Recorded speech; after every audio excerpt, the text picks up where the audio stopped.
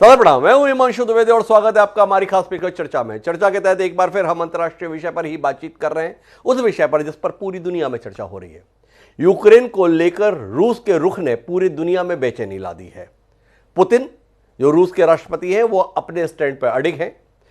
धड़ाधड़ तमाम देश अपने अपने स्तर पर रूस के संदर्भ में प्रतिबंधों का ऐलान कर रहे हैं। वो प्रतिबंध अमूमन आर्थिक मसलों से जुड़े हुए हैं, लेकिन इन सबसे बेपरवाह पुतिन अपनी चाल के तहत आगे बढ़ते जा रहे हैं। वह लगातार कदम उठा रहे हैं और सुनिश्चित कर रहे हैं अपने देश की सीमाओं को सुरक्षित करना, साथ ही पड़ोसी मुल्क यूक्रेन के अंदर भी अपनी सेनाओं को दाखिल करना। पुतिन ने एक बार फिर वीडियो के माध्यम से अपनी मंशाओं को सार्वजनिक किया। उन्होंने साफ तौर पर कहा कि शांति का विकल्प एक ही स्थिति में है कि यूक्रेन नाटो में दाखिल होने के संदर्भ में अपनी कोशिशों से कदम वापस खींच ले। यही एकमात्र सुलह की गुंजाइश है। पुतिन ने जो दूसरी महत्वपूर्ण बात कही वो मिन्स्क समझौते के खात्मे के संदर्भ में कही। उन्होंने कहा कि यूक्रेन शांति समझौता अब अस्तित्व में नहीं है। इन सबसे परे अमेरिका लगातार अपने तेवर दिखा रहा है, चेतावनियां दे रहा है, अपने प्रतिबंधों को और ज्यादा बढ़ाने की बात कर रहा है। तमाम देश जिसमें जर्मनी शामिल है, फ्रांस शामिल है, ऑस्ट्रेलिया, कनाडा, जापान, ये तमाम मुल्क अमेरिका की हाँ में हाँ मिलाते हुए दिख रहे हैं। सबसे महत्वपूर्ण घटनाक्रम जो है वो जापान का गैस पाइपलाइन के संदर्भ में यह कहना कि हम इस पर अभी रोक रहे हैं। रूस के संदर्भ में बड़ा झटका है, ऐसा आर्थिक विशेषज्ञ मान रहे हैं। लेकिन इन सब के बीच में ये सवाल महत्वपूर्ण हो रहा है कि क्या अंतर्राष्ट्रीय स्तर पर लगाए जा रहे आर्थिक प्रतिबंध पुतिन को इतना दबाव में ला देंगे कि वो अपने बढ़े हुए कदमों को वापस खींच लें? क्या इनमें से कोई भी घोषणा ऐसी है जो अप्रत्याशित है? पुतिन ने जब ये कदम उठाए तब उन्हें नहीं पता था कि इस प्रकार की प्रतिक्रिया दुनिया के स्तर पर देखने को मिलेगी, या पुतिन ने सब कुछ जानबूझकर किया है और सारी दुनिया केवल अपने स्तर पर प्रतिक्रिया दे रही है, जमीनी स्तर पर ठोस ऐसा कुछ नहीं कर पा रही है, जिसके चलते पुतिन मजबूर हो जाएं अपने कदमों को वापस रखने के लिए। साथ ही समझने की कोशिश ये भी करेंगे हम आज इस चर्चा में कि वाकई इस तनाव के लिए पुतिन की महत्वाकांक्षा या रूस को पुराना गौरव दिलाने की इच्छा ही जिम्मेदार है, या अमेरिका समेत बाकी देशों ने रूस को बाध्य किया है पिछले कुछ समय से, जिसके चलते पुतिन को अपने सम्मान के लिए और देश की संप्रभुता के लिए ऐसे कदम उठाना जरूरी था। चार खास मेहमान हमारे साथ इस चर्चा का हिस्सा बनने के लिए मौजूद हैं। देश दुनिया के इस खास विषय पर हम बात करेंगे, भारत पर पड़ने वाले प्रभावों पर भी हम बात करेंगे, लेकिन इस सिलसिले को शुरू करें उससे पहले समय है आज के विचार सूत्र का। हमारा आज का विचार सूत्र कहता है कि difficult is what takes a little time, the impossible is what takes a little longer. कठिन वह है जो थोड़ा समय लेता है और असंभव वह जो कुछ अधिक समय लेता है। फ्रीचाव नानसेन ने जो ये कहा था वह सुलह की कोशिशों के संदर्भ में बड़ा मुफीद है। क्या अभी भी सुलह की कोशिशें असंभव है? हरगिज नहीं, थोड़ा समय लग सकता है, लेकिन मानना चाहिए कि दुनिया उस युद्ध की विभीषिका को नहीं झेलेगी जिसके चलते सब कुछ तहस नहस हो सकता है। इस संभावना के आलोक में हम अपनी चर्चा को आगे बढ़ाते हैं। इस चर्चा का हिस्सा बनने के लिए हमारे साथ चार खास मेहमान हैं। हमारे साथ मंजू सेठ जी हैं जो पूर्व राजनयिक हैं, विदेशी मामलों की जानकार हैं। हमारे साथ देश के पूर्व उपसेना प्रमुख लेफ्टिनेंट जनरल राज काजन साहब खासतौर पर जुड़े हैं। हमारे साथ रक्षा विशेषज्ञ के तौर पर मेजर जनरल रंजीत सिंह साहब भी जुड़ चुके हैं, और इन सब के बीच में हमारे साथ थोड़ी देर में वरिष्ठ पत्रकार वेद प्रताप वैदिक जी भी होंगे। चर्चा की शुरुआत मैं मंजू सेठ जी से करना चाहता हूं और उनसे समझना चाहता हूं दो बातें मुख्यतः, कि पुतिन के संदर्भ में, रूस के कदम के संदर्भ में अंतर्राष्ट्रीय स्तर पर जो प्रतिक्रिया आ रही है, जिस प्रकार के आर्थिक प्रतिबंधों की घोषणाएं की जा रही हैं, क्या वो प्रतिबंध वाकई इतने प्रभावी हैं जिसके चलते पुतिन जैसा कद्दावर नेता अपने कदम वापस ले सकता है? ये आपसे समझना है मैडम। और दूसरा जो मंजू जी आपसे समझना है वो ये कि क्या वाकई ये जो कुछ भी घटित हो रहा है इसके लिए अकेले व्लादिमीर पुतिन जिम्मेदार हैं, जेलेंस्की जिम्मेदार हैं, या वाकई अमेरिका और नाटो देशों ने हालात ऐसे बना दिए हैं जिसके चलते ये होना ही था? बिल्कुल, आपका दूसरा सवाल मैं पहले लूंगी कि हिमांशु जी ये बिल्कुल सही कह रहे हैं आप। ये क्रिएट किया गया है जियोपॉलिटिकल क्या कहें, कश्मकश कहें, वो अपना कोशिश कर रहे हैं कि हम यहाँ पे अपना दबदबा बनाएं और बढ़ाएं। यूएस और यूक्रेन बीच में आई थिंक लुक्स लाइक कि मोहरा बन गया है उनके बीच में। और जो रूस है वो कहता है हमारा स्फीयर ऑफ इन्फ्लुएंस है, हम यहाँ पे अपना रास्ता, हमने वी कैन नॉट अलाउ कि नेटो हमारे डोरस्टेप पे आ जाए। जी। और ये उनका आई थिंक सिक्योरिटी कंसर्न जायज है। जी। और ये जो चल रहा है इस वक्त, it is not, it is वो ये जो आप पिछले महीनों 2 महीने 1.5 महीने से जब ये शुरू हुआ है स्टैंड ऑफ, तो सब एक्सपेक्टेड था कि कुछ ना कुछ तो होगा। जैसे और प्रेशर डालने के लिए रूस ने इनको घेर दिया, यूक्रेन को चारों तरफ से, और वहां यूएस ने कह दिया कि हम नेटो को डिफेंड करेंगे, पर और इस वक्त यूक्रेन है नहीं नेटो का हिस्सा। यूक्रेन में कोई भी नेटो फोर्सेस जाने की उम्मीद मुझे लगता है नहीं है। तो ये सिचुएशन ऐसी बन गई है कि यूक्रेन के लिए, यूएस के लिए खासकर, और रूस ने तो क्या लग रहा है कि जैसे कह रहे हैं सब लोग, बिना गोली चलाए अपना मकसद अचीव कर लिया है। और जो पहला क्वेश्चन था आपका, सॉरी आई जस्ट फॉरगॉटन, क्या कहा था आपने फर्स्ट क्वेश्चन? मैंने जानना ये चाहता कि जो प्रतिबंध लगाए जा रहे हैं वो वाकई इतने प्रभावी हैं जिससे पुतिन दबाव में आ जाएंगे, या पुतिन को पता है कि इससे ज्यादा आप कुछ कर नहीं सकते हैं और वाकई उससे ज्यादा कुछ हो नहीं पा रहा? बिल्कुल बिल्कुल, क्योंकि प्रेसिडेंट पुतिन जानते हैं कि ये अनप्रिपेयर्ड थे। उनको पता था, क्योंकि पहले से शुरू से कह रहे हैं, यूएस भी, यूरोप भी, नेटो भी, सब कह रहे हैं कि हम ये डालेंगे, ये प्रतिबंध डालेंगे, उनके लोगों पे डालेंगे, उनके सारे जो एलीट हैं उन पे डालेंगे। तो ये तो पता था प्रेसिडेंट पुतिन को कि ये होने वाला है। तो वो ऑलरेडी प्रिपेयर्ड थे, इसके लिए तैयार थे कि इस टाइप का होगा। और उन्होंने क्वाइटली अपना एक्शन ले लिया उन्होंने, और उन दोनों जो 2 सेपरेटिस्ट जगहें हैं उनको उन्होंने मान्यता दे दी है। तो it is a very again power games हैं, और वो कह रहे हैं हमारा ये इलाका है, हमारा स्फीयर ऑफ इन्फ्लुएंस है, और ये जो इससे ज्यादा आप क्या करेंगे। चाहे हालांकि यूएस ने और उन्होंने सबने अभी और कहा है कि हम और सैंक्शंस डालेंगे, it really hurt you etcetera, लेकिन कितना, क्योंकि अगर उन पे होगा दबाव तो इसकी जो रेपरकशंस हैं वर्ल्ड वाइड होंगे, including increase in petrol prices, including कोई भी जो और देश रूस के साथ कोई भी सॉर्ट ऑफ ताल्लुकात रखना चाहते हैं उनके लिए भी प्रॉब्लम होगी, और इंडिया के लिए तो होगी ही प्रॉब्लम। एक सवाल आपसे और करना चाहता हूँ जी, आप तो विदेश नीति की बड़ी जानकार हैं। इस पूरे घटनाक्रम में लाभान्वित आपको कौन दिख रहा है, किसका अपर हैंड दिखाई दे रहा है? एक स्पष्ट स्थिति जो बाइडेन और व्लादिमीर पुतिन ने अपने अपने स्टैंड पर ली थी। आज की तारीख में अंतर्राष्ट्रीय राजनीति की दृष्टि से बात करें तो कौन कुछ हासिल करते हुए दिख रहा है और कौन खोता हुआ दिख रहा है? इस पर आप किसी निष्कर्ष पर पहुंची हैं? इस वक्त तो थोड़ा मुश्किल है एग्जैक्ट सिचुएशन, बट इस वक्त जो हालात हैं डेफिनेटली रूस का थोड़ा पलड़ा भारी है compare to the US and the west. तो मंजू जी, इस नतीजे पर है कि कुल मिलाकर वर्तमान समीकरण में रशिया का अपर हैंड है। लेकिन मैं राज काजन साहब के पास जो जाना चाहता हूं वो थोड़ा सा रक्षा संबंधी मामलों को समझना चाहता हूं। काजन साहब, रूस ने न केवल 2 इलाकों को स्वतंत्र देश के तौर पर मान्यता दी, बल्कि व्लादिमीर पुतिन को इस बात का अधिकार भी दे दिया कि वह अपनी सेनाओं को बाहर भी भेज सकते देश के संदर्भ में। इसके मायने क्या है, एक तो आपसे ये जानना है। दूसरा, उन्होंने कहा कि हम शांति स्थापना के लिए सैनिक भेज रहे हैं।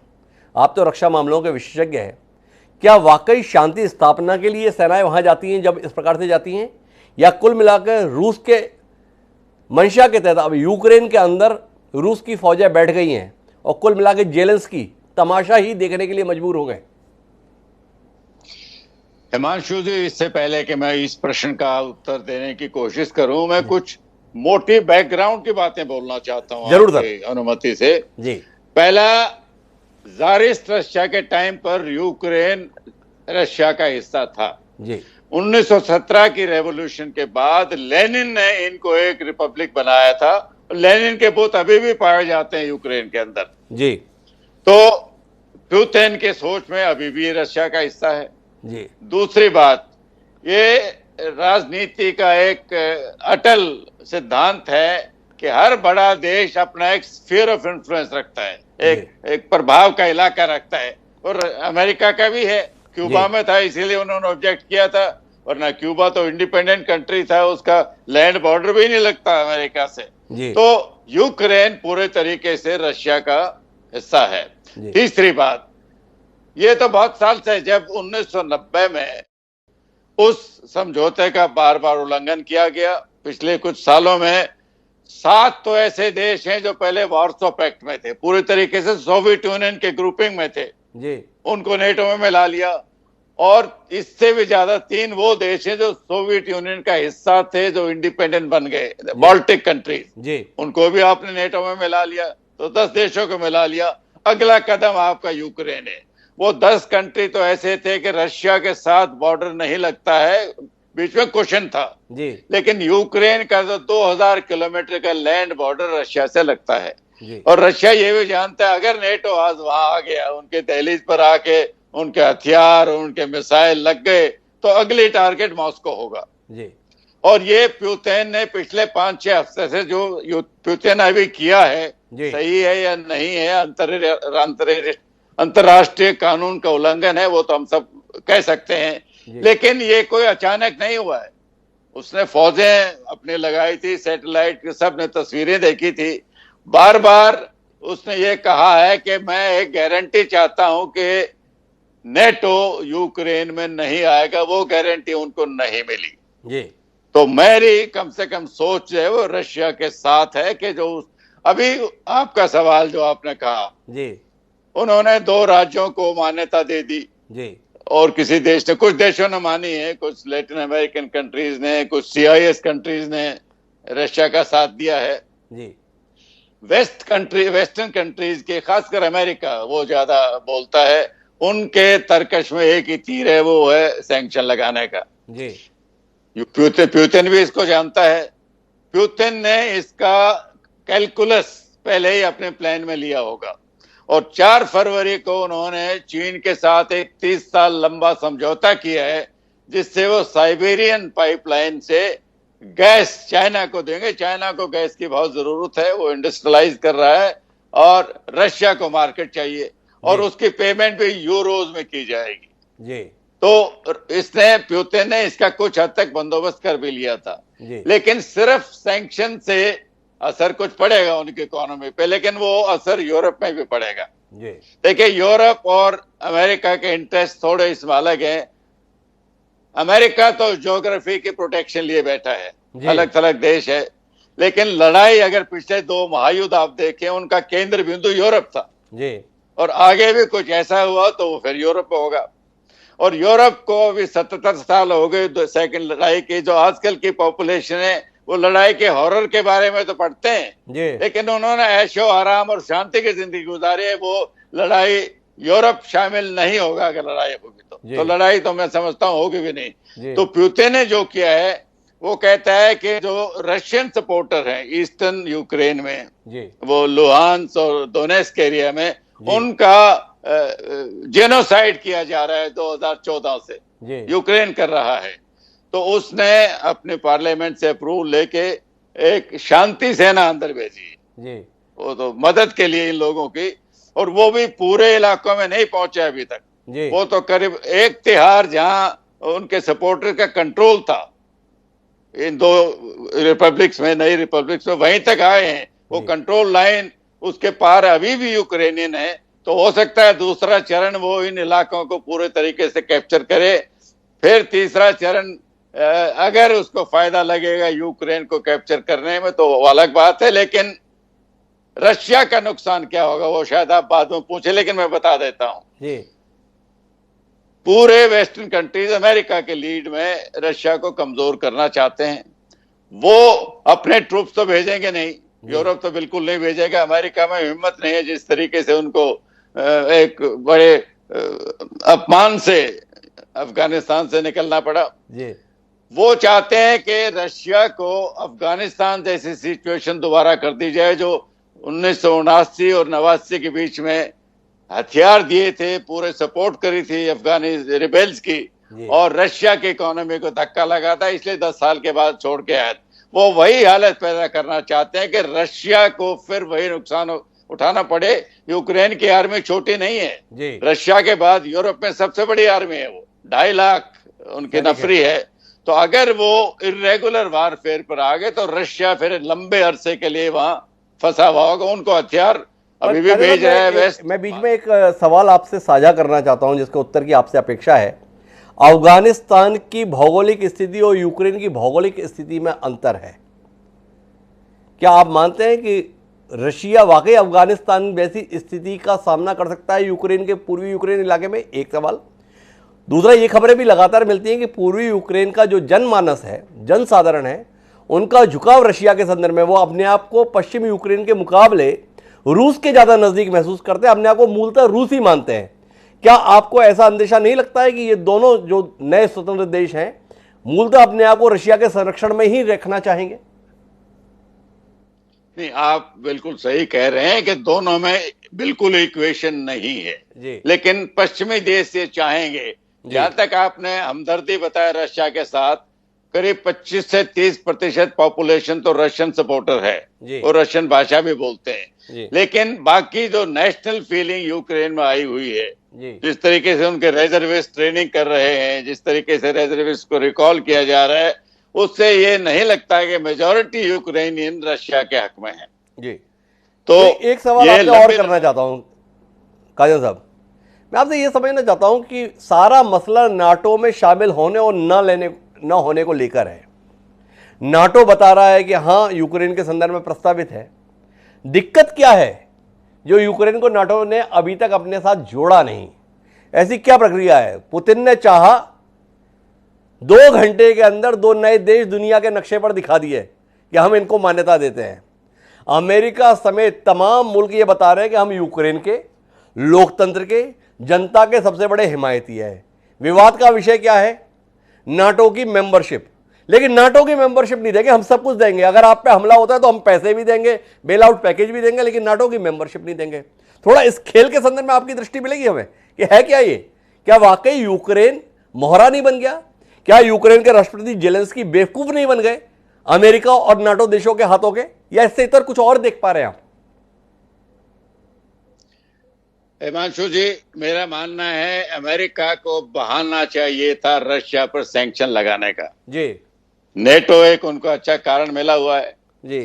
सवाल नेटो का नहीं है जी, सवाल रशिया के सर्वाइवल का है। जी। अगर नेटो यूक्रेन में आ जाता है तो कल उनके टारगेट मॉस्को होगी। जी। वो वेस्ट भी जानता है और वो नहीं चाहते कि मॉस्को दोबारा सोवियत यूनियन का स्टेटस, जो कि पुतिन एक मजबूत लीडर है, कोशिश कर रहे हैं कि दोबारा उस स्तर पर आ जाए। तो ये तो सैंक्शन लगाने का अमेरिका दूर बैठा है, उनके अपना कोई डॉग फाइट में नहीं है पर्सनल, तो वो तो यूरोप के कंधे पर लड़वाएंगे अगर लड़ाई हुई तो। कुल मिला के कठपुतली के तरीके से यूरोप का इस्तेमाल अमेरिका कर रहा है, उसके हाथ में डोर है, वो अपने अनुसार नचा रहा है। लेकिन मैं मेजर जनरल रंजीत सिंह साहब के पास आना चाहता हूँ। रंजीत सिंह साहब, आपसे थोड़ा समझना ही चाहता हूँ कि पुतिन बार बार ये बता रहे हैं कि नाटो हमारे लिए खतरा है अगर यूक्रेन उसमें शामिल होता है। क्या इन 2 इलाकों को स्वतंत्र देश के तौर पर मान्यता देकर पुतिन ने रणनीतिक रूप से अपने बीच में बफर जोन डाल दिया है? 2 अलग देश आ गए। अगर अब यूक्रेन नाटो का हिस्सा बन भी जाए तो ये इलाका कम से कम नाटो का हिस्सा नहीं होगा। जो वस्तुतः सीमाएं रूस से जुड़ती हैं, उसने एक नए देश अस्तित्व में लाके अपने आप को सुरक्षित कर लिया। इस चाल के संदर्भ में, इस कदम के संदर्भ में आपकी कोई दृष्टि? हिमांशु जी, बहुत बहुत धन्यवाद जी। जनरल राज कादियान जी ने जो बताया, मैं उसको एक बैकग्राउंड में थोड़ा सा और ऐड कर दूं। जी।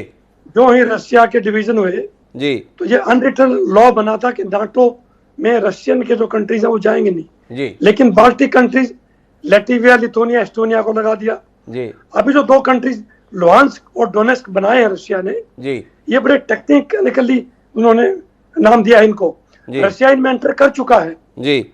और ऊपर से बाल्टिक में एंट्री और नीचे से क्रीमिया उनके पास ऑलरेडी है रशिया के साथ जी। पहले ले लिया। Republic of Crimea is already with Russia. तो मेडिटेरियन सी में रशिया है। ईस्टर्न साइड जो सर ने भी बताया, बेलारूस 1000 किलोमीटर ओपन बॉर्डर है जी। उधर रशिया की डोमिनेंस है। रशियन बॉर्डर पे रशिया की ऑलरेडी डोमिनेंस है जी। रशिया की तो मेन वरी क्या है कि इन्होंने पहले एग्री किया था कि नाटो कंट्रीज के ये मेंबर्स नहीं बनेंगे जी। और अमेरिका यही चाहता है कि बैटल दूर रहे और रशिया के ऊपर दबाव पड़े। लेकिन इसमें इंडिया को बहुत बड़ा लॉस होने वाला है अगर हम रशिया को सपोर्ट। 12 आने हैं, मिग 29, 21 आने हैं। हमारी सबमरीन्स, वॉरशिप्स रशिया की मदद से इंडिया में बन रहा है। Therefore Russia is a trusted ally of India. जी। इंडिया जो न्यूट्रल रोल प्ले कर रहा है, but India will not annoy Russia. जी किसी भी स्टेज पर इंडिया रशिया को अनॉय नहीं करेगा। लेकिन रशिया ने ये जो लुहांस्क और डोनेट्स्क को रिपब्लिक बनाया है, इसमें एक बहुत अच्छा टेक्टिकल मूव किया है। उसमें उनकी आर्मी भी चलेगी। अब रशिया उनके डिफेंस के लिए कहेगा कि मैं इनको डिफेंड करने के लिए वहां पर बैठा हूं। न्यूक्लियर वॉर कभी नहीं होगा। अमेरिका ऑलरेडी डिफीट, जैसे जलराज कादियान ने बताया, अमेरिका को मुंह की खानी पड़ी अफगानिस्तान में। इसलिए America will not enter into war. America will not enter into war, ये तो सर आप कह रहे हैं। मैं एक बात बार बार समझना चाहता हूं लेकिन समझ नहीं पा रहा हूं कि जो यूक्रेन के राष्ट्रपति जेलेंस्की, वह रूस के खिलाफ जाके अमेरिका के अनुसार चल के हासिल क्या कर रहे हैं। आप समझ पा रहे हैं कि जेलेंस्की क्या हासिल कर रहे हैं। यूक्रेन के राष्ट्रपति ने इस पूरी कवायद में, जो उन्होंने 21 दिसंबर को स्टेटमेंट दी कि हम नाटो में जाएंगे, हासिल क्या किया अभी तक। सोनू देखिए, 2010 से 2014 तक तो विक्टर राष्ट्रपति थे जी, तब ये पॉइंट बिल्कुल डाइट डाउन जी। लेकिन जो ये नए राष्ट्रपति आए 2017 से जो वोटिंग हुआ है, 69% लोगों ने नाटो के फेवर में वोट किया है कि they want to join NATO. तो देयरफॉर ये पब्लिक ओपिनियन भी नाटो के साथ है। लेकिन पुतिन जी इस बात को बिल्कुल बर्दाश्त नहीं करेंगे और ये इंडिया के इंटरेस्ट में भी है कि जो दोनों देश ये और यूक्रेन नाटो में ना जाए और ये सुलह हो जाए। ये सुलह हो जाए, ये इंडिया भारत के हित में, ऐसा रंजीत सिंह साहब का कहना है। मेरे साथ में वेद प्रताप वैदिक जी जुड़े हुए हैं, अंतर्राष्ट्रीय मामलों के देश में प्रामाणिक अखबार नवीस माने जाते हैं। उनसे समझने की कोशिश करता हूं कि पुतिन एक देश के तौर पर यूक्रेन के इतिहास को खारिज करते हैं और वर्तमान परिस्थितियों में जो रुख रख रहे हैं, इसको वेद प्रताप वैदिक जी किस रूप में देख रहे हैं। अमेरिका ने लगातार इस मुद्दे को दबाने के स्थान पर उछालने की कोशिश की और दिख ये रहा है कि जितना उसने उछालने की कोशिश की उतना ही उसकी पिटाई अंतर्राष्ट्रीय मंच पर दिख रही है। वैदिक जी, थोड़ा आप समझेंगे कि अमेरिका कुल मिला के उछाल के क्या हासिल कर रहा है और पुतिन के द्वारा उठाए गए कदमों पर आपका नजरिया क्या है। देखिए, अमेरिका जरूरत से ज्यादा वहाँ यूरोप में रोल अदा करने की कोशिश कर रहा है जी। ये ठीक नहीं है जी। अगर यूक्रेन एक स्वतंत्र राष्ट्र रहता है और नाटो में नहीं मिलता है जी, तो भी 1000 तरीके हैं जिससे वेस्टर्न यूरोपियन कंट्रीज के साथ यूक्रेन का संबंध, व्यापार, राजनीति, कूटनीति, समाज नीति खूब बढ़ सकती है। उसमें रूस को सड़ंगा लगाएगा नहीं। आप देखें कि यूक्रेन को अभी भी कई यूरोपीय राष्ट्र और अमेरिका भी काफी मदद कर रहे हैं। तो रूस क्या कर सकता है? कुछ नहीं कर रहा है। लेकिन उसको नाटो में शामिल करना, ये क्या है भाई? इसकी जरूरत क्या है? जब वार्सा पैक्ट खत्म हो चुका है तो अमेरिका को डर किस बात का है? फ्रांस और जर्मनी को डर किस बात का है? यूक्रेन उन पर हमला करेगा क्या? वो कोई वार्सा पैक्ट जैसा बन रहा है क्या? या पुतिन को वैसा कुछ बना रहे हैं क्या? कुछ है नहीं। इसलिए एक जो नॉन इशू है उसको इशू बनाया हुआ है अमेरिका ने जबरदस्ती। और ये ठीक है कि भाई यूक्रेन के 60-70% लोग नेटो ज्वाइन करना चाहते हैं। वो इसलिए कि भाई व्यापारिक सुविधा मिल जाए, वो वीजा वगैरह इन सब चीजों की सुविधा मिल जाए, लोगों से, दुनिया के दूसरे देशों से व्यापार बढ़ जाए। वो तो बिना ज्वाइन किए भी बढ़ सकता है सारा जी। और जो बात पुतिन कह रहे हैं वो कोई गलत नहीं है। सैकड़ों बरस से यूक्रेन रूस का हिस्सा रहा है, रूसी भाषा वो बोलते हैं। मैं जब मॉस्को में पढ़ता था तो बहुत से यूक्रेनी लड़के मेरे साथ पढ़ते थे।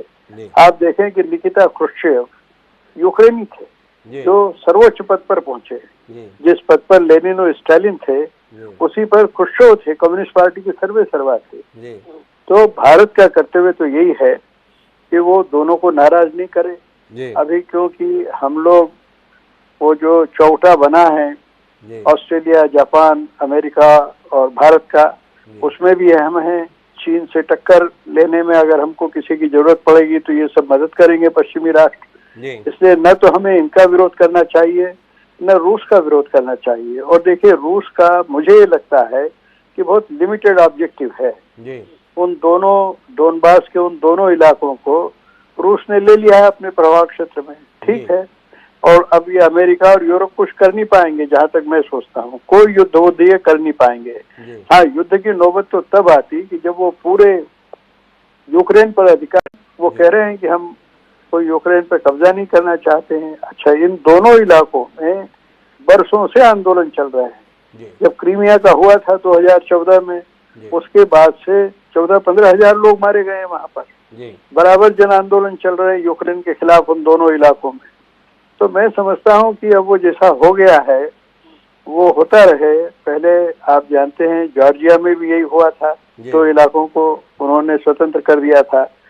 तो मैं समझता हूँ यूक्रेन के लोगों को संयम का परिचय देना चाहिए और रूसियों से बात करनी चाहिए, और भारत को चाहिए कि अभी वो सिर्फ वहां पर गोलमाल बयान दें संयुक्त राष्ट्र संघ में, या हमारे जयशंकर जो विदेश मंत्री हैं वो बैठे हुए हैं यूरोप में ही हैं, तो अपने राजदूतों से मिल रहे हैं। अरे भाई, हमारे किसी नेता को चाहिए कि कुछ नेता वाला गुण दिखाए, दोनों पक्षों से बात करे। बाइडेन भी हमसे बात करता है और पुतिन भी हमसे बात करता है, दोनों हमारे दोस्त हैं। यानी आज हमारी स्थिति वैसी है जैसे कोरिया में जवाहरलाल नेहरू ने किया था, या स्वेज के संकट के वक्त जवाहरलाल नेहरू ने किया था। वो बड़प्पन हमारे नेताओं में होना चाहिए कि हम बात करें। हम भारत के ही नहीं, विश्व के, दक्षिण एशिया के ही नहीं, विश्व के सर्वश्रेष्ठ मध्यस्थ हो सकते हैं। लेकिन दुर्भाग्य है कि भारत में कोई ऐसा नेता नहीं है हमारे पास कि जो उन दोनों बड़े नेताओं से, पुतिन और बाइडेन से बात कर सके, उन लोगों को समझा सके। क्या करें, दुर्भाग्य है। और अब हमारे यहाँ तो जो पेट्रोल के भाव बढ़ेंगे, हमारे जो 20,000 बच्चे वहाँ पढ़ रहे हैं उनकी मुसीबत हो जाएगी। बहुत समस्याएं हैं, बहुत दिक्कतें पैदा होने वाली दिक्कतें हैं। भारत के संदर्भ में आप बात कर रहे हैं, लेकिन वैदिक साहब आपने एक बात कही कि यूक्रेन के लोग संयम रखें। पड़ोसी मुल्क ने एक झटके में उनके मुल्क के 3 टुकड़े कर दिए, 2 अलग देश घोषित कर दिए। इसके बाद वैदिक जी, आप जैसा सुधी पत्रकार ये कह रहा है कि संयम रखना चाहिए, जायज है ये आग्रह यूक्रेनियन के संदर्भ में? देखिए, बात क्या है कि जो 2 टुकड़े उन्होंने नए बनाए हैं ना जी, वो व्यवहारिक तौर पर टुकड़े बने हुए थे, ऑलरेडी पहले से बने हुए थे जी। यानी व्यवहारिक तौर पर वो सैद्धांतिक तौर पर यूक्रेन के हिस्से थे जी। लेकिन वहां पर 80-90% जनता रूसी मूल की है, रूसी भाषा बोलते हैं। सारे यूक्रेनी लोग रूसी भाषा जानते हैं जी। लेकिन इन 2 इलाकों के रहने वाले रूस के लोग हैं, रूसी हैं, मूलतः रूसी हैं, यूक्रेनी नहीं है वो लोग। और देखिए, जब खुश्रोव बने तो उन्होंने क्रीमिया को भी, जो कि हमेशा रूस का हिस्सा रहा है, जबरदस्ती इसमें मिला दिया था यूक्रेन के अंदर। तो जो रूसियों की दिक्कतें हैं वो भी काफी जेन्युइन हैं, और यूक्रेनी लोग जो परेशान हैं वो भी काफी, उनकी परेशानी ठीक ठाक है। लेकिन हम समझते हैं कि ये बातचीत से हल होना चाहिए। ये ऐसा मसला नहीं है कि जिस पर न्यूक्लियर वॉर हो जाए, बातचीत से ही हल होना चाहिए, वैदिक जी का कहना है। मैं वापस मंजू सेठ जी आपके पास आना चाहता हूं और उस बिंदु पर आपसे स्पष्ट तौर पर समझना चाहता हूं कि पुतिन के लिए ये 2 घंटे का काम रहा। उन्होंने अपनी एक सुरक्षा परिषद की बैठक बुलाई, राष्ट्र के नाम संबोधन दिया, हस्ताक्षर किए, 2 इलाकों को स्वतंत्र देश के घोषित कर दिया। पूरा विवाद इस बात पे है कि यूक्रेन को नाटो की सदस्यता, सब बता रहे हैं कि हम यूक्रेन के साथ हैं, पर नाटो की सदस्यता देने के संदर्भ में कोई मुंह नहीं खोल रहा। आपसे जानना ये चाहता हूं कि नाटो की सदस्यता क्या इतनी बड़ी प्रक्रिया है जिसके चलते 2 देश अस्तित्व में लाए जा सकते हैं, लेकिन यूक्रेन अब से नाटो का सदस्य ये कहने की हिम्मत कोई नहीं जुटा रहा? पुतिन का डर है या वाकई यूक्रेन को ना देने का विषय है? इस पे आपकी टिप्पणी। हाँ, क्योंकि काफी टाइम से यूक्रेन ने, जब से ये नए प्रेसिडेंट आए हैं वहाँ पे ज़ेलेंस्की, इन्होंने कहा कि हम आना चाहते हैं नेटो में जी। लेकिन नेटो ने कहा है हमें अभी कोई इंटेंशन नहीं है एक्सपैंड करने का नेटो, एंड हम किसी को अभी इस वक्त नहीं ले रहे हैं। लेकिन रिटन राइटिंग में नहीं दे रहे, बट यही कह रहे हैं अभी कोई फिलहाल हमारा कोई इंटेंशन नहीं है, हम कोई उसको वी नॉट एक्सटेंडिंग इट। ये बार बार ये कह रहे हैं कि हम नेटो में नहीं ले रहे, लेकिन ये कह रहे हैं कि आप हमें नेटो की मेंबरशिप दीजिए। तो ये एक प्ले जो चल रहा है, it is something you know कि और अदर इक्विपमेंट, डिफेंस की चीजें वहां पे अगर स्टेशन करते हैं तो रूस के सिक्योरिटी के लिए तो बहुत ही खतरा है। तो वो तो कहेंगे कि हमारे आप यहाँ पे, इसीलिए तो वो अपोज कर रहे हैं। और नेटो जो है वो किसी आप देख ही रहे हैं, जितने सारा भी कॉन्वर्सेशन जो चल रहा है, सब कह रहे हैं हम नेटो को क्या करेंगे, डिफेंड करेंगे, but we will not enter into Ukraine. हम उनको नहीं, मेरा सवाल फिर से मैं मंजू जी आपसे दोहराता हूं, सारा मसला है यूक्रेन नाटो का सदस्य बनेगा या नहीं बनेगा। जेलेंस्की साफ तौर पर कह रहे हैं कि हमें नाटो की सदस्यता चाहिए, पुतिन कह रहे हैं, या तो जेलेंस्की कह रहे हैं कि हम नाटो के सदस्य नहीं बनेंगे, या अमेरिका और नाटो ये कह दे कि हम यूक्रेन को सदस्यता नहीं देंगे। आपसे जानना ये चाहता हूं कि जो अमेरिका, जो नाटो के तमाम देश यूक्रेन के इतने बड़े हितैषी बन रहे हैं, वो इस संदर्भ में स्पष्ट तौर पर कुछ कहने से बच क्यों रहे हैं? ना तो वो ये कहते हैं कि हम यूक्रेन को मेंबरशिप दे रहे हैं, ना ही पुतिन को ये आश्वासन देने के लिए तैयार है कि आप निश्चिंत रहो, हम यूक्रेन को कभी नाटो का सदस्य नहीं बनाएंगे। इस असमंजस को आप हिपोक्रेसी के तौर पर देखते हैं, दोहरे चरित्र के तौर पर देखती हैं, किस दृष्टि से देखती है अंतर्राष्ट्रीय राजनीति के तौर पर? मैं इसको मेनली पावर प्ले जो चल रहा है और अपना स्फीयर ऑफ इन्फ्लुएंस बढ़ाने की जो कोशिश है, और जैसे जनरल साहब ने भी कहा, रशिया को नीचे, उसको थोड़ा नीचे करने के लिए उनको, क्योंकि अंडर पुतिन वो काफी स्ट्रांग बन गए हैं, रूस का जो रुतबा ऊपर हो गया है, तो वो उनको नीचे करना चाहते हैं, दिखाना चाहते हैं कि हम ही सुपर पावर हैं, यूएस एंड वेस्ट का ही सुपरमेसी है। तो और ये गेम्स खेल रहे हैं एक्चुअली, एज यू सेड, कि मसला यही है, अगर वो कह दे तो मसला खत्म है। आइदर यूक्रेन कहता है हम नहीं जाएंगे, या नेटो कह दे, तो ये सब होता ही नहीं, कुछ होता ही नहीं। तो ये एक्चुअल पावर प्ले चल रहा है, and to control, I think, gas power play चल रहा है कुल मिलाकर। मंजू जी कह रहे हैं, लेकिन मैं काजल साहब थोड़ा आपसे समझना चाहूंगा, क्या आप मानते हैं कि इस पूरे घटनाक्रम के माध्यम से एक शक्ति संतुलन दुनिया में स्थापित हो गया? सोवियत संघ के विखंडन के बाद यह मान लिया गया था कि अब अमेरिका के लिए कोई चुनौती नहीं है, पर पिछले 10 साल में, चाहे वो क्रीमिया को रूस में मिलाने का विषय रहा हो या उसके बाद के घटनाक्रम, रूस ने बता दिया है कि खोया हुआ गौरव वापस आ गया है, और कुल मिला के अमेरिका के अनुसार दुनिया के चलने के दिन चले गए हैं। अमेरिका अपने ही जाल में फंस गया है।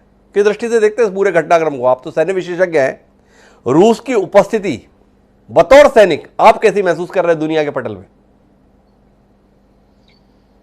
देखिए, एक देश की मजबूती, एक तो हथियारों से, उनके पास न्यूक्लियर पावर और सेकंड लार्जेस्ट उनके पास स्टॉक पाइल है जी। दूसरा स्ट्रॉन्ग लीडरशिप जी। पुतिन बड़े स्ट्रॉन्ग लीडर हैं, और अभी उनकी सेहत को देखते हुए तो काफी लंबा अरसा रहेंगे, 70 साल के आसपास उनकी आयु है जी। तो नेटो में यूक्रेन का मिलना, इसमें दिलचस्पी यूक्रेन की ज्यादा है, जेलेंस्की की ज्यादा है। वो इसलिए कि अगर आप हाथी की बगल में सोते हो तो आपको सुख की नींद नहीं आ सकती जी। तो यूक्रेन जानता है कि जिस दिन रशिया दोबारा नाराज हो गया किसी बहाने से, तो मेरी शामत आएगी। वो चाहता है कि नेटो का मेंबर बन जाऊं, तो फिर उनके ये एक्ट में शामिल है कि अगर एक देश पर हमला होता है तो नेटो के दूसरे देश उसकी मदद में आएंगे। यही वजह है, क्योंकि वो मेंबर नहीं, आज वो अपने ट्रूप्स नहीं भेज रहे हैं, हथियार और सामान तो दे रहे हैं, लेकिन अपने ट्रूप्स नहीं भेजेंगे लड़ने के लिए। तो ये यूक्रेन की, नेटो को इतना ज्यादा फायदा नहीं है यूक्रेन को लेने, सिवाय इसके कि वो रशिया को काबू करना चाहते हैं, पावर प्ले जैसा आपने जिक्र किया जी। एक और पॉसिबिलिटी हो सकती है, ये दूर की बात है वैसे तो, अमेरिका की पावर कम होती जा रही है जी। उनके अंदरूनी भी विभाजन है, वो स्ट्रॉन्ग इतना कंट्री नहीं है। अगर हम इतिहास को देखें, जब अमेरिका और सोवियत यूनियन दो ही सुपर पावर थी जी, और अमेरिका ने रूस को काबू करने के लिए अपने सारे डेमोक्रेसी सिद्धांत छोड़ के 1972 में अमेरिका के प्रेसिडेंट निक्सन चाइना चले गए थे। वो इसलिए कि उनसे मिलकर सोवियत यूनियन को काबू किया जाए। अगर अमेरिका, भविष्य में हो सकता है कि कल को वो फिर चाइना से जाके मिल सकते हैं, भाई रशिया को नीचे रखो, उसमें भारत की सबसे बड़ी समस्या आएगी। वो कहेंगे तुम एशिया को संभालो, हम यूरोप में कुछ नहीं होना चाहते। तो कुछ भी हो सकता है दुनिया में, लेकिन फिलहाल जो पुतिन ने किया है, मेरे समझ में उनके पास कोई चारा नहीं था। 5-6 हफ्ते से वो तो कह रहे हैं, जब से सेनाएं उन्होंने तैनात की है, कि भाई मुझे गारंटी दे दी जाए जी लीगल कोई आश्वासन दे दिया जाए कि इनको यूक्रेन को नेटो में शामिल नहीं किया जाएगा। जी वो अमेरिका ने किया नहीं है। वो एक बार बात दोनों ने लीडर्स ने की, वो कामयाब नहीं हुई। दोबारा जब बातचीत की बात चली तो बाइडेन ने फिर कहा कि मैं बातचीत कर सकता हूं, लेकिन पहले रशिया गारंटी दे दे कि हमला नहीं करेंगे। फिर बात किस बात का करना चाह रहे हो आप उसको आश्वासन दे नहीं रहे, हमले करने से मना करे, तो बात क्या करेगा फिर वो? जी तो ये अमेरिका की मनमानी है। पर काजल साहब, मैं बार बार इस उलझन को सुलझाने की कोशिश कर रहा हूं, उसमें थोड़ी मेरी मदद कीजिए। हम बार बार कह रहे हैं कि पुतिन इस बात से चिंतित हैं कि अगर नाटो का मेंबर यूक्रेन बन गया तो नाटो के हथियार रूस की सीमा पर लग जाएंगे और रूस को घेरने के लिए अमेरिका और अन्य देश चाहते हैं कि यूक्रेन का इस्तेमाल कर लिया जाए। फिर नाटो की मेंबरशिप देने में इतना परहेज क्यों है, इतना ऐतराज क्यों है, ये आपसे समझना चाहता हूं कि आखिर सारा झगड़ा है नाटो की मेंबरशिप मिलने ना मिलने का। जेलेंस्की के संदर्भ में तो आपने तर्क बहुत शानदार दिया कि हाथी के बगल में सो रहा है तो सुरक्षित चाहता है, इसलिए जेलेंस्की की बात समझ में आती है कि वो नाटो का संरक्षण चाहता है। पर नाटो या अमेरिका रूस के लिए अगर यूक्रेन का इस्तेमाल करना चाहते तो मेंबरशिप देते क्यों नहीं? अड़चन क्या है जिसके कारण से वो मेंबरशिप देने में परहेज कर रहे हैं? हिमांशु जी, मेंबर देने में रशिया रुकावट डाल रहा है। उनको पता है कि अगर मेंबरशिप दी तो रशिया कुछ ना कुछ कर बैठेगा जी। और रशिया की चिंता, आपने कहा, उनके सिर्फ ट्रूप्स नहीं आएंगे, उनके मिसाइल डिप्लॉय हो जाएंगे जिससे मॉस्को भी रेंज में आएगा जी। यही वजह 62 में थी जी। क्यूबा हालांकि अलग कंट्री थे, लेकिन वहां मिसाइल होने से अमेरिका के सिटीज, खासकर फ्लोरिडा वगैरह जो क्यूबा के नजदीक है, वो रेंज में आ जाते। यही चिंता रशिया की है कि मॉस्को जो उनका हब है वो भी रेंज में आ जाएगा, इसलिए वो बड़ा सेंसिटिव है, नहीं चाहता कि कोई मिसाइल जो वेस्टर्न कंट्रीज के हैं वो उसके बॉर्डर के नजदीक आके तैनात हो जाए जी। लेकिन मेरा सवाल फिर वापस है काजल साहब, ये तो रूस की बात हो गई। यूक्रेन को नाटो को सदस्य बनाने के लिए अमेरिका और बाकी देश तैयार क्यों नहीं हो रहे? उसे लंबित क्यों रखना चाहते हैं? ये मेरा बार बार सवाल है। क्या डरते हैं रूस से कि अगर हमने मेंबरशिप दे दी तो वाकई युद्ध छिड़ ही जाएगा, पुतिन बर्दाश्त नहीं कर पाएंगे, हमला कर देंगे, यूक्रेन को शायद हम बचा नहीं पाएंगे? तो कुल मिलाकर रूस क्या अपनी इतनी ताकत, इतनी धनक, इतनी हनक दिखा पा रहा है? मेरे विचार में दो कारण हैं। एक तो जैसा आपने कहा जी कि रूस से डरते हैं कि वो कुछ भी कर बैठेगा जी। दूसरा, अमेरिका को लगता है कि यूरोप पूरी तरीके से अमेरिका का साथ नहीं देगा जी। अगर आपने नेटो का मेंबर बना तो जितने उनके 30 देश हैं सबकी सहमति होनी चाहिए जी। लेकिन यूरोप के अपने खतरे हैं जी। यूरोप तो इतिहास में 2 बार चोट खा चुका है लंबी लड़ाइयों की जी। तो वो नहीं चाहते दोबारा कोई ऐसा हो या दोबारा कोई ऐसा काम शुरू किया जाए जिससे लड़ाई के चांसेस बढ़ जाएं। बड़ी महत्वपूर्ण टिप्पणी राजकाजल साहब ने हमें दी है कि नाटो दरअसल एक राय नहीं है यूक्रेन को नाटो का हिस्सा बनाए जाने के संदर्भ में।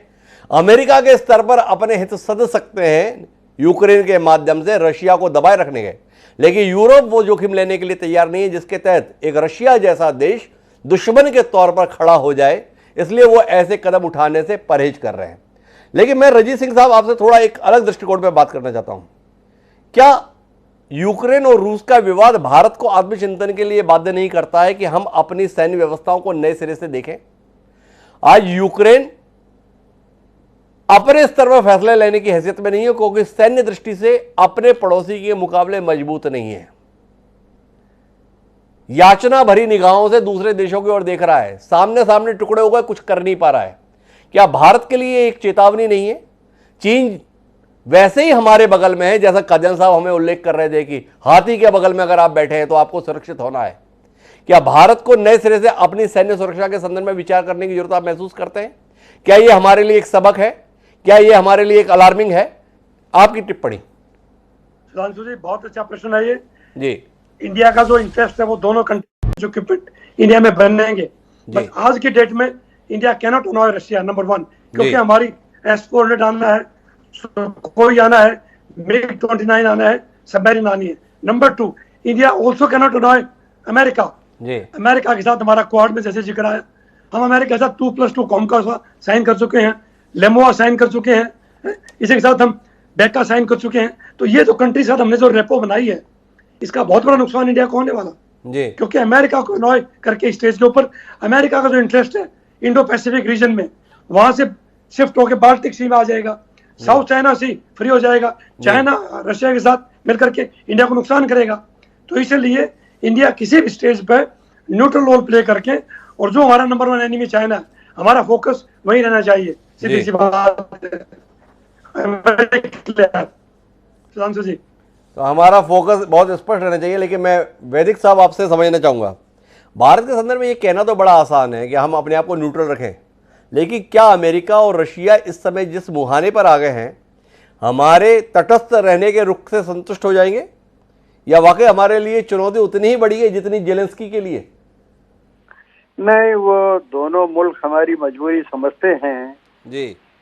पुतिन को ये पता है कि इस समय अमेरिका के हम बहुत क्लोज हैं जी, और बाइडेन को ये पता है कि रूस के साथ हमारी परस्पर निर्भरता कितनी ज्यादा है जी, और रूस के साथ भारत का जो पारंपरिक संबंध रहा है जी, वो इतना विलक्षण रहा है कि भारत गुट निरपेक्ष रहते हुए भी, चाहे कश्मीर का सवाल हो, चाहे बांग्लादेश का सवाल हो, रूस हमेशा साथ रहा है। मैं बीच में हस्तक्षेप के लिए माफी चाहता हूँ वैदिक साहब, लेकिन ऐसा नहीं लगता कि हम लोग थोड़ा ज्यादा खुशफहमी के शिकार हैं कि रशिया भी हमारी परिस्थिति को समझता है, अमेरिका भी हमारी परिस्थिति को समझता है?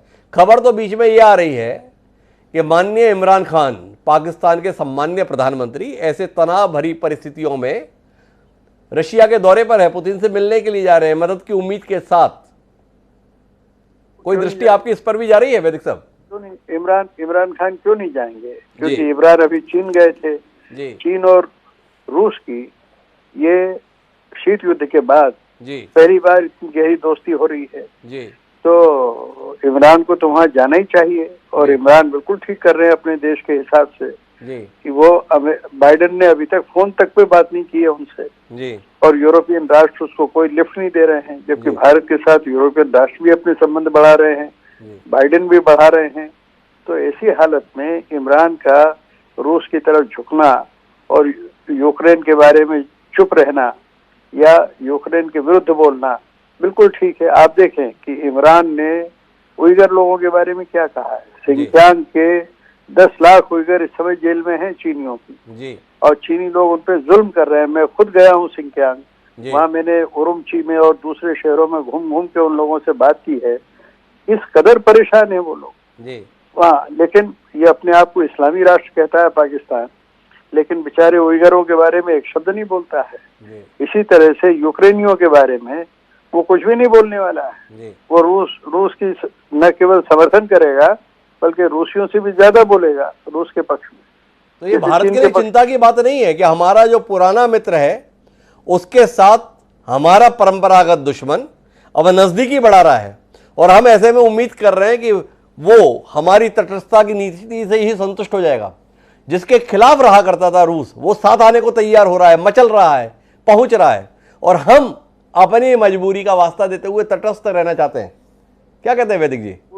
रूस जो है, रूस के लिए यूक्रेन वही रोल अदा करना चाहता है जी, जो भारत के लिए पाकिस्तान करता रहा है जी। वो रूसी पाकिस्तान बनना चाह रहा है जी, यानी अमेरिका और यूरोपीय राष्ट्रों की नेटो की मदद से वहाँ वो एक एंटी रशियन लॉबी खड़ी कर रहा है यूक्रेन जी, जैसे कि पाकिस्तान ने किया था जी, कि अमेरिका और नेटो की मदद से सीटो और सेंटो की मेंबरी से वो भारत के खिलाफ साउथ एशिया के अंदर एक मुहिम चला रहा था। वही काम अब यूक्रेन कर रहा है।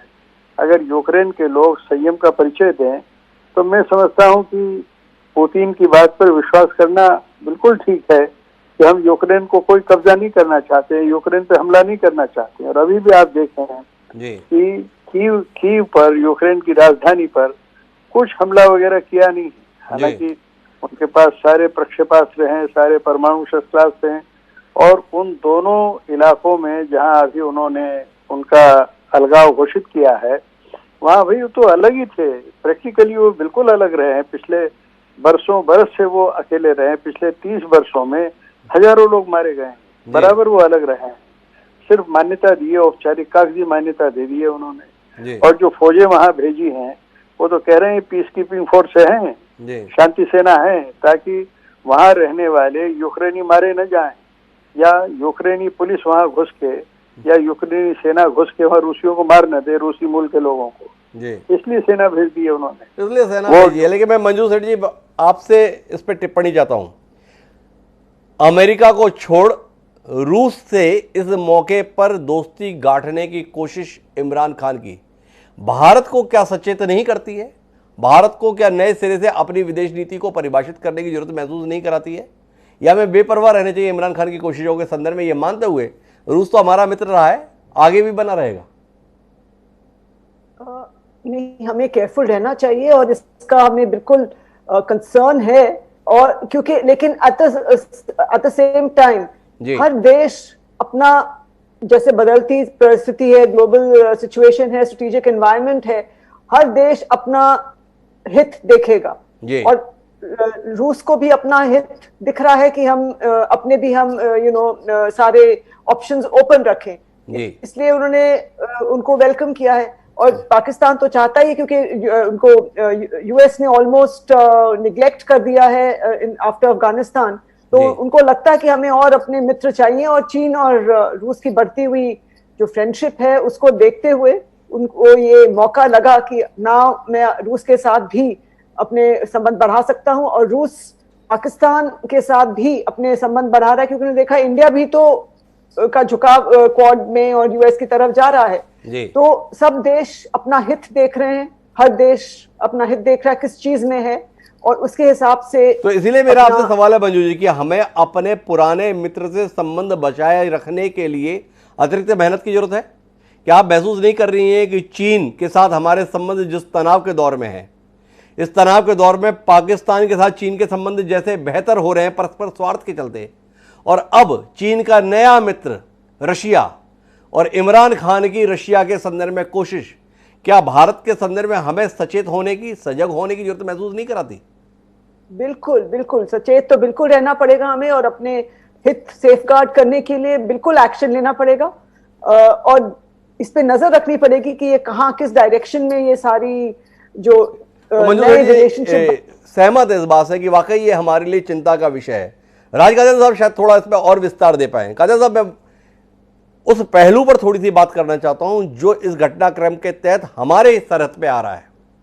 चीन के साथ सीमा को लेकर तनाव है, पाकिस्तान की मंशा को लेकर हम पहले से ही सशंकित रहे, और वर्तमान में दोनों तरफ जिस प्रकार की सरकारें एक दूसरे के लिए भाषा का इस्तेमाल करती हैं, तो उसमें कोई सुलह की गुंजाइश अंत में है नहीं। ऐसे में रशिया के संदर्भ में चीन से भी नजदीकी, और अब पाकिस्तान भी उसको संदर्भ में जैसे आगे बढ़ रहा है, क्या देखते हैं आप पूर्व सेना नायक होने के नाते? रशिया इससे पहले कि पाकिस्तान से संबंध बढ़ाए वो अपना हित देखेगा जी। हर देश अपना हित दे, जैसे मंजू जी ने कहा जी। पाकिस्तान से अगर इंडिया के निस्बत ज्यादा नजदीकी रखेंगे, ना तो इतनी बड़ी मार्केट है जी, ना उनके पास पैसा है जो खरीद सके, वो तो उधार की जिंदगी जी रहे हैं। शायद वैदिक साहब मेरे से सहमत नहीं होंगे जी। लेकिन पाकिस्तान तो दामन की तलाश कर रहा है, किसका दामन पकड़े जी। अमेरिका ने अपना दामन छुड़वा लिया, तो अब रशिया की कोशिश करेंगे जी। तो भारत को हम इसके अवगत तो हैं, लेकिन चिंतित मैं समझता हूं होने की जरूरत नहीं है। पाकिस्तान जो करेगा वो करेगा जी। लेकिन रशिया, मैं नहीं समझता कि हालात को देखते हुए हमको पाकिस्तान की तरफ किसी मार्गदर्शक होने का शायद नमूना देखने की जरूरत नहीं है। अवगत हैं हम पाकिस्तान के साथ हमारे मैं वापस यूक्रेन और रशिया के संदर्भ में आता हूं। एक लंबे समय से पश्चिमी देश ये आशंका जताते ही रहे कि रशिया महज अभ्यास नहीं कर रहा है, कुछ ना कुछ करेगा, उस दिशा में कुछ आगे भी बढ़ा। अभी ऑस्ट्रेलिया ने यह दावा किया है, प्रधानमंत्री हैं स्कॉट मॉरिसन, उन्होंने कहा है कि 24 घंटे के अंदर यूक्रेन पे बड़ा हमला रशिया करेगा। उन्होंने बाकायदा रूस के राजदूत को बुलाकर तलब भी किया, उन्हें चेतावनी भी दी। अलग अलग तरीके से ये खबरें आ रही हैं। जनरल साहब, आपसे समझना चाहता हूं, क्या कुछ हासिल करना बाकी है पुतिन के लिए? जिसके चलते ये तमाम देश ये जताने की कोशिश कर रहे हैं कि अभी तो हमला और होना है। जी कादियान साहब। हाँ हिमांशु जी, मैंने जैसे पहले कहा कि उन्होंने पहला चरण पूरा किया है जी। दूसरा शायद वो करेंगे, क्योंकि जो नई रिपब्लिक की लुहांस्क और दोनेत्स्क की जो बाउंड्री है वहां तक जाना में उनका कोई रीजन भी है, लेकिन मौजूदा हालात में यूक्रेन पर हमला करने से उनको कोई स्ट्रेटेजिक फायदा नहीं होता है जी। दुनिया को नाराज करने वाली बात है। तो मुझे नहीं लगता कि वो फिलहाल यूक्रेन पर हमला करेंगे। ऑस्ट्रेलिया ने कहा है, अमेरिका तो बहुत दिन से कह रहा है कि हमला होने वाला है, 16 फरवरी की तारीख भी दे दी थी जी। तो ये तो सिर्फ एक सनसनीखेज फैलाने के लिए खबर हो सकती है, लेकिन रशिया को आज के दिन यूक्रेन पर कब्जा करने से या हमला करने से और ज्यादा लोकल लड़ाई में फंसने से कोई बड़ा फायदा मुझे नजर नहीं आ रहा, और शायद करेंगे भी नहीं। जबकि वर्ल्ड ओपिनियन कुछ लोगों ने, जैसे टर्की नेटो का मेंबर है, उसने रशिया का साथ तो नहीं दिया लेकिन निंदा की है वेस्टर्न कंट्रीज को कि तुम्हारी डिप्लोमेसी फेल हो गई। जी। क्रोएशिया भी इसी में से एक है जिसने इस प्रकार की टिप्पणी की है। लेकिन एक विषय पर और मैं टिप्पणी चाहता हूं वैदिक जी की। वैदिक जी, पुतिन ने शर्त रखी है कि यूक्रेन क्रीमिया को रूस के हिस्से के रूप में अंतर्राष्ट्रीय मान्यता दे तो फिर हम हमला नहीं करेंगे। मानने योग्य मांग है? अब ये तो बहुत ज्यादा है और कोई जरूरी नहीं है जी। मतलब यूक्रेन मान्यता ना भी दे तो रूस का क्रीमिया पर पूरा कब्जा है जी। उसके जहाज वहां जा सकते हैं काले समुद्र तक, कोई दिक्कत नहीं है जी। लेकिन आप देखिए कि मामला ये पुतिन का अपनी राष्ट्रीय सुरक्षा से संबंधित है जी। यानी यूक्रेन में भी क्या हो रहा है, पश्चिमी राष्ट्र अपने हथियार, अपने जहाज, अपने प्रक्षेपास्त्र डटा रहे हैं जी। यूक्रेन के आसपास भी जो छोटे मोटे राज्य हैं जो पहले कभी ये लिथुआनिया और जितने भी हैं लेटविया, इन सब राष्ट्रों में उन्होंने अपने प्रक्षेपास्त्र लगा दिए हैं जी। तो बराबर पुतिन वगैरह ये मांग करते रहे, उनके विदेश मंत्री भी कहते रहे हैं कि भाई इन राष्ट्रों में आप ठीक है आपने नाटो में मिला लिए ठीक किया, लेकिन आप यहाँ हथियार क्यों जमा कर रहे हैं जी। हमको डराने की कोशिश क्यों कर रहे हैं, हमारी सुरक्षा को खतरा क्यों पहुंचा रहे हैं जी। तो कम से कम अमेरिका और पश्चिमी राष्ट्रों को चाहिए कि फिजूल हथियार वगैरह क्यों जमा कर रहे हैं। अच्छा ये क्या कर लेंगे, अभी ये जो दोनों जगह इन्होंने 3 हिस्से कर दिए उसके, क्या कर लिया इन्होंने, इनमें दम होता तो ये कल ही कार्रवाई कर देते वहाँ। ये कोई गिदड़ भपकियां दे रहे हैं, कोई नारेबाजियां दे रहे हैं। कुल मिला के पुतिन हर स्तर पर अपने आप को साबित कर रहे हैं। मैं आखिरी टिप्पणी के लिए रंजीत सिंह साहब आपके पास आना चाहता हूँ। 2 किरदार हैं हमारे साथ में, एक यूक्रेन के राष्ट्रपति जेलेंस्की और दूसरे व्लादिमीर पुतिन। बतौर फौजी दोनों ने जो कदम उठाए हैं, जो फौज का मनोबल है, किसके द्वारा उठाए गए कदम उसकी फौज में ज्यादा हौसला दे पाने में कामयाब है? सीधा सवाल आपसे। पहले तो डेफिनेटली ये रशिया की विक्ट्री है, देयर इज नो डाउट जी। लेकिन otherwise as a neutral person Russia Luhansk और डोनेट्स्क को क्यों आजाद कर रहा है जी? क्यों जाए किसी कंट्री के अंदर जी। बट रशिया का और चाइना का विस्तारवादी जो उनकी नीति है वो सबको पता है जी। चाइना भी एक्सपेंड कर रहा है, रशिया भी एक्सपेंड कर रहा है, ये तो नॉन फैक्ट है जी। लेकिन रशिया ने ये दिखा दिया कि जो वो करना चाहते उसने कर दिया। अदरवाइज लुहांस्क और डोनेट्स्क क्यों अलग कंट्री बना रहा है रशिया जी। बट इंडिया पॉलिटिकल लेवल या स्ट्रेटेजिक लेवल पर ये बात नहीं कह सकता क्योंकि हमारे अपने इंटरेस्ट है। रशिया के अगेंस्ट इंडिया नहीं जा सकता और ना ही हम यूएसए के अगेंस्ट जा सकते, ये क्लियर। एक आखिरी टिप्पणी के लिए मंजू जी आपके पास आना चाहता हूं और जानना चाहता हूं इसके संदर्भ में कि यूनाइटेड नेशन की भूमिका को आप किस रूप में देख रहे हैं? मेरा मंजू सेठ जी से संपर्क नहीं हो पा रहा है। कादियान साहब से ही मैं इस पर टिप्पणी ले लेना चाहता हूं कि यूनाइटेड नेशन की कोई भूमिका आपको इस पूरे घटनाक्रम में दिखाई दी? कादियान साहब, हम हर मसले के संदर्भ में संयुक्त राष्ट्र संघ की बात करते हैं, ये संयुक्त राष्ट्र संघ नाम की संस्था की कोई अहमियत, कोई प्रासंगिकता आप महसूस कर पाए क्या कादियान साहब? देखिए यूनाइटेड नेशंस इस मामले में उसको कंट्रोल करते हैं परमानेंट 5 मेंबर्स, जी, जो सिक्योरिटी काउंसिल के परमानेंट मेंबर हैं, वो आपस में लड़ रहे हैं। जी, तो क्या निर्णय लेगा यूनाइटेड नेशन? हर सब पांचों के पास वीटो की पावर है। तो यूनाइटेड नेशन तो एक बगैर दांत का शेर है, जी, गुर्रा सकता है लेकिन कर कुछ नहीं सकता। जी, भारत ने जो कल स्टैंड लिया था यूनाइटेड नेशन में, जो कहा कि हम चाहते हैं डीएस्केलेट हो हालात और बातचीत से मामला सुलझाया जाए, उसकी रशिया ने सराहना की ऑफिशियली। जी, उनके डिप्टी चीफ है मिशन दिल्ली में, उसने सराहना की कि हम भारत की सराहना करते हैं। जी, तो भारत की पोजीशन बड़ी नाजुक है, लेकिन अभी तक हमारा स्टैंड मैं समझता हूं सही रहा है। जी। जो महत्वपूर्ण टिप्पणी काजल साहब ने कही है, क्योंकि ये रशिया के हवाले से खबर है कि भारत का अभी तक जो रुक रहा है उसकी रशिया ने सराहना की है।